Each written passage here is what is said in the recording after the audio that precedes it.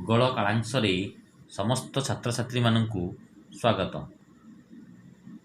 ପୂର୍ବ କାଳାଂଶରେ ଆମେ ଆବର୍ତ୍ତନ ଗତି ବିଷୟରେ ପଢ଼ିଥିଲେ।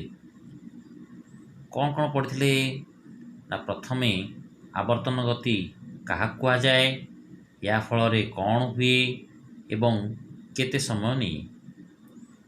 ତେଣୁ ଆଜି ଆମେ ପଢ଼ିବା ପରିକ୍ରମଣ ଗତି ଓ ଋତୁ ପରିବର୍ତ୍ତନ।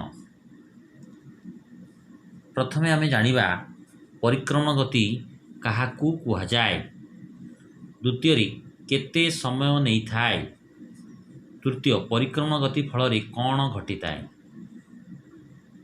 ଆମେ ପ୍ରଥମେ ଜାଣିବା ପରିକ୍ରମଣ ଗତି କାହାକୁ କୁହାଯାଏ।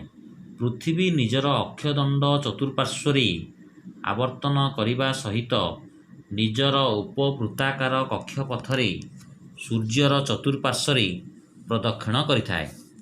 ଏହାକୁ ପୃଥିବୀର ପରିକ୍ରମଣ ଗତି କୁହାଯାଏ। କେତେ ସମୟ ନେଇଥାଏ? 365 ଦିନ 6 ଘଣ୍ଟା ସମୟ ନେଇଥାଏ। ପରିକ୍ରମଣ ଗତି ଫଳରେ କ'ଣ ଘଟିଥାଏ? ଏହା ଫଳରେ ଋତୁ ପରିବର୍ତ୍ତନ ଘଟିଥାଏ। ପ୍ରାୟ 365 ଦିନ 6 ଘଣ୍ଟା ସମୟ କହିଲେ କ'ଣ ବୁଝ? ନା, ଏକ ବର୍ଷର ସମୟ ହିସାବ କରିବା ବେଳେ ହିସାବର ସୁବିଧା ପାଇଁ ଆମେ ବଳକା 6 ଘଣ୍ଟା ନେଇନଥାଉ।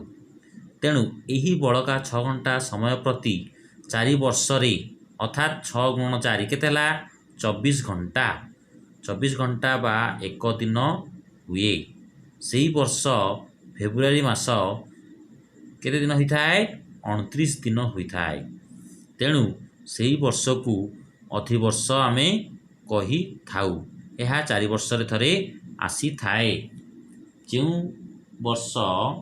ଯେଉଁ ମସିହା 4 ଦ୍ୱାରା ସମ୍ପୂର୍ଣ୍ଣ ଭାବରେ ବିଭାଜ୍ୟ ହୋଇଥାଏ, ସେହି ବର୍ଷକୁ ଆମେ ଅଧିବର୍ଷ ବୋଲି କହିଥାଉ।